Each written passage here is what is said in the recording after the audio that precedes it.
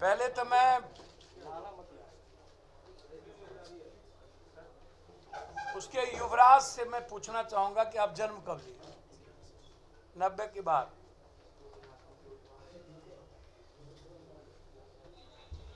और आपके पिता राजनीति में आए 67 में, पीछे 67 में। तो पहले आप ये बताइए कि आपके पिता के लिए बेटा ही जाति है कि उस जाति का वर्कर भी जाति है?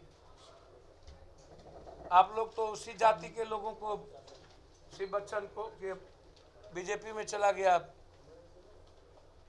दानापुर का था जिसको मारा, फिर एमएलसी को मारे, मनेर के जो लड़के को मारा था ये लोग, कौन यादव, शिवपूचन की, अरे बीजेपी में गया यार पहले ही, सनोज, हाँ ये पॉलिटिशियन सबको यही याद है। उसके बाद तो पहले तो आप पहले जाति के बारे में इसको समझ है कि नहीं? और ये जाति की समझ कब आई? जब दलित महादलित अत्यंत पिछड़ा आप कर रहे हैं और माय कर रहे हैं, अब भूराबाल आप समाप्त कर रहे थे और बैकवर्ड से आप माय पर आ गए, तो पॉलिटिकल लाभ कब कब आप लोग लेने का प्रयास किए हैं वो मैं आपको याद दिलाता हूं। जब आपको सत्ता और सियासत की वोट की बारी आई तो उसी हिसाब से आपने काम किया। पसमंदा और तो पसमंदा मुसलमान की भी संख्या निकालिए, मुसलमान में भी गरीब जो लोग बांग्लादेशी या जिसकी बात करते हैं, तो हम उनसे कहेंगे तब तो आर्ज और अनार्ज के बारे में भी आपको किताब पढ़ लेना चाहिए।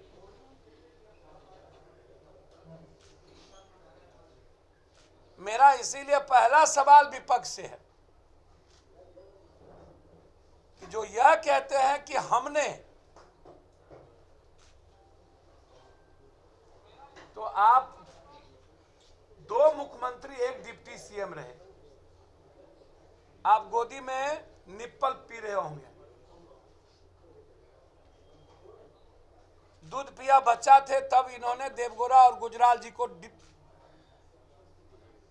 किंग मेकर बने हुए थे, और फिर कांग्रेस के साथ इन्होंने 10 साल मिनिस्टर रहा। तो ऐसी कौन सी मजबूरी थी कि आपने सभी जाति को दरकिनार कर गाली दी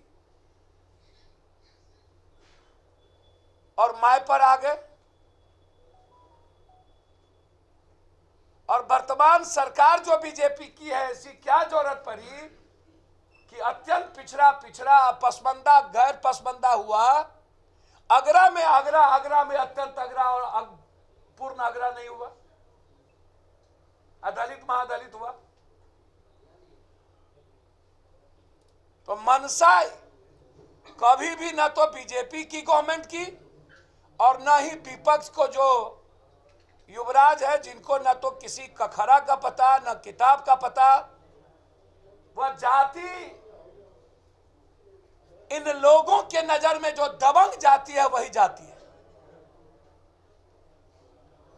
286 में 20 जाति ही अभी तक भारत में और बिहार में 286 जाति है, मात्र 20 जाति को बेनिफिट मिला, मात्र 20। रेस्ट का क्या हुआ?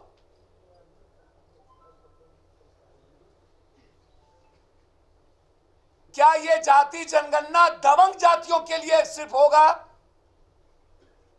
कि रेस्ट 20 के बाद जितने कमजोर वंचित गरीब जाति है उसके लिए होगा?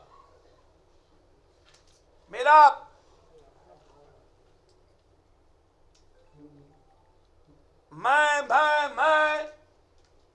अरे नीतीश कुमार बहुत शुरू से कह रहे हैं कि जाति जनगणना कराना चाहिए। कर्नाटक में जाति जनगणना हुई थी, तो जाति जनगणना तो बहुत पहले से सवाल खड़ा था। कोई एक बार, दो दो, तीन तीन बार जाति जनगणना स्टेट ने किया है। यह बिहार की जनता जानना चाहती है कि जाति जनगणना को आपके परिवार ने आज तक, और 40 सालों से दोनों आदमी सत्ता में है, बीजेपी और आप, 2 साल आप बीजेपी के नीतीश बाबू के साथ रहे। 40 सालों में आपने जाति जनगणना, विशेष राज्य और विशेष पैकेज का सवाल और मुद्दा के लिए सड़क पर क्यों नहीं गए? बिहार के बंटवारे में बीजेपी और आपकी भूमिका बराबर की है। बिहार के 14.5 करोड़ लोगों को पलायन करने पर सबसे ज्यादा मैं जानना चाहता हूं, क्या पलायन किए हुए बिहारियों पर सवाल विपक्ष का से जानना चाहूंगा दोनों आदमी से, क्या उसकी जनगणना होगी? क्या आप उसको वापस लाएंगे? अब 260 जाति को अवसर नहीं मिला। क्या ये जाति जनगणना 260 जातियों को हाशिए पर भेजने की एक बड़ी योजना है? क्या जिसकी जितनी जनसंख्या उसमें आप भागीदारी तय कर रहे हैं? जाति जनगणना के साथ क्या गरीबी, बेरोजगारी, हेल्थ और शैक्षणिक रूप से भी क्या आप ये तय करेंगे कि किसको मिला किसको नहीं मिला, कौन अनटचेबल है? ये क्या जाति जनगणना के बाद वर्चस्ववादी जाति जो 6-7 ठो है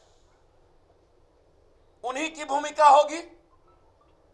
क्या यह इस्तेमाल करने के लिए जाति जनगणना पर लगातार पॉलिटिकल इवेंट्स? राज्य सरकार एक श्वेत पत्र लाए विधानसभा में कि किन जातियों को नौकरी, विधायिका आदि में अवसर नहीं मिला है। मैं मांग करता हूं राज्य सरकार से, जाति जनगणना के पहले जिस जाति को आर्थिक, शैक्षणिक, रोजगार और राजनीतिक में सम्मान नहीं मिला है, पहले उसकी श्वेत पत्र जारी करें।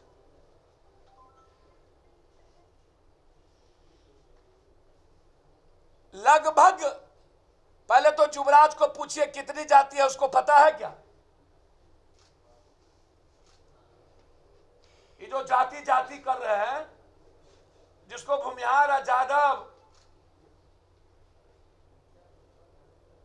राजपूत, कुर्मी, कुशवाहा के अलावा कोई जाति की समझ नहीं है। यही 5-6 ठो जाति है। केवट कौन है, निषाद कौन है, मलाह कौन है, पासवान कौन है, जुल्हा कौन है, तुल्हा कौन है, चौधरी कौन है, जसवाल कौन है, शाह कौन है, नुनिया कौन है, केवट कौन है, बिंद कौन है, गोरी कौन है, निषाद कौन है, कुम्हार कौन है, बस कितनी जाति उपजाति होती है पता है इसको? अत्यंत पिछड़ा में कितनी जाति उपजाति है पता है इसको? मैंने एक गुजू गुजू कौन कौन है, ये बालू का खेल है बच्चा का है? अपने विधायक को बचाने की विधानसभा में औकात नहीं, घर से निकलने की औकात नहीं।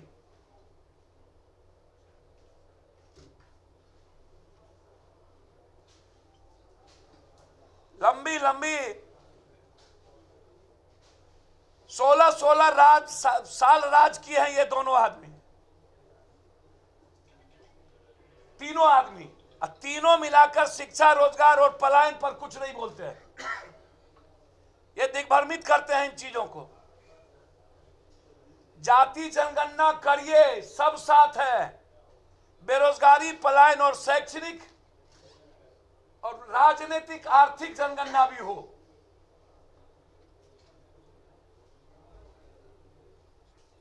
जो जो किंग मेकर थे बात है, मैं दूसरी सबसे महत्वपूर्ण बात कर रहा हूं। क्या जिसकी जितनी जनसंख्या उतनी राजनीतिक और आर्थिक भागीदारी पहले तय करेंगे, तो फिर कर्पूरी ठाकुर जी के जाति का क्या होगा? तब तो कभी कर्पूरी ठाकुर मुख्यमंत्री नहीं बन पाते। तो आधार क्या होगा? जाति जनगणना आर्थिक, शैक्षणिक, बेरोजगारी और गरीबी, ये महत्वपूर्ण है। और फिर राजनीतिक हिस्सेदारी।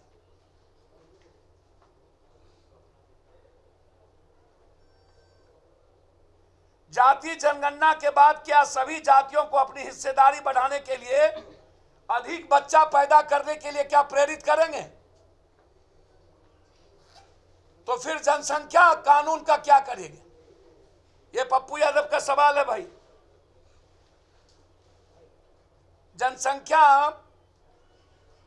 या जाति जनगणना जिसका नहीं है, जिसको क्या वो अधिक बच्चे पैदा करके जाति जनगणना करिएगा या जनसंख्या नियंत्रण पर कोई बात करिएगा?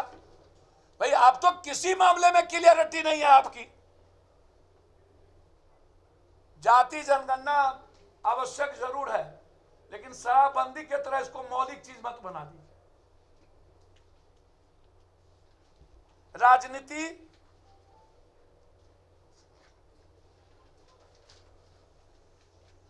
जाति जनगणना एक बड़ा प्रोपगंडा है,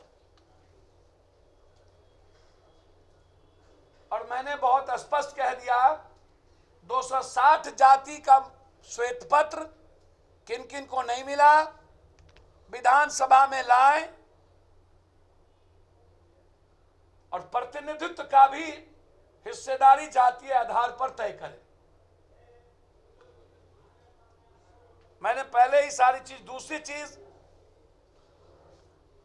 15 साल शासन नहीं है सर, 16 साल विशेष राज्य और विशेष पैकेज।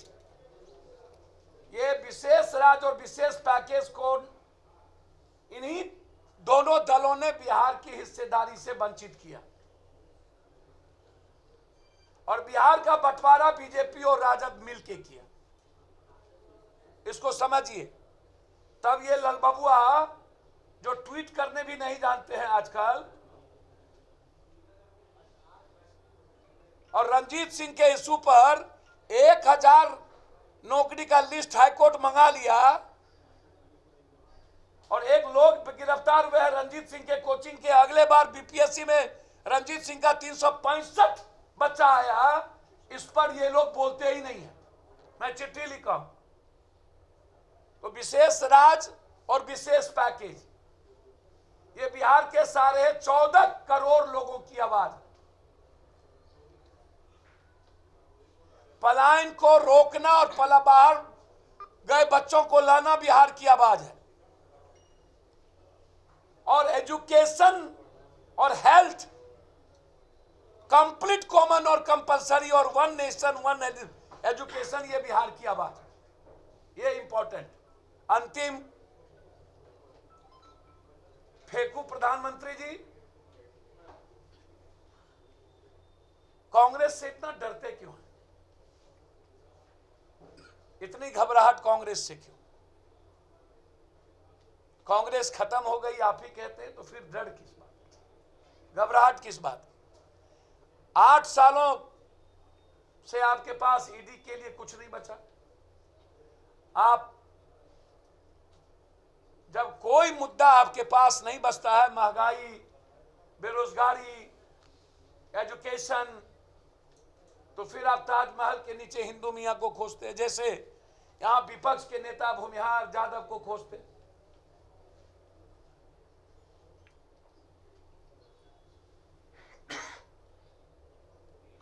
देह में साबुन लगाने वाला, कपड़ा खींचने वाला। विपक्ष एक ऐसी पार्टी है जहां पैसा के अलावे और कपड़ा खींचने और देह दाबने वाले अलावे एक भी वर्कर, जो मनी ने कल कहा, सम्मान नहीं मिलता। तो यह जो ईडी, ये दोनों आदमी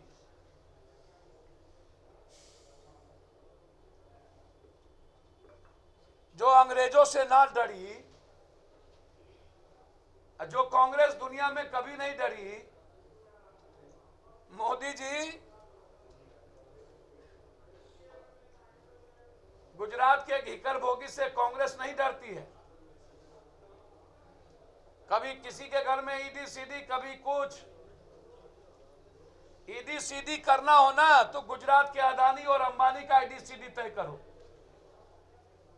जो एशिया का नंबर 1 और वर्ल्ड का नंबर 5-3 में आ चुका है। ईडी सीडी करना हो तो आप अपने दलों में गिरेबान झांक करके देखिए कौन कौन नेता कितने खरबपति हो गए।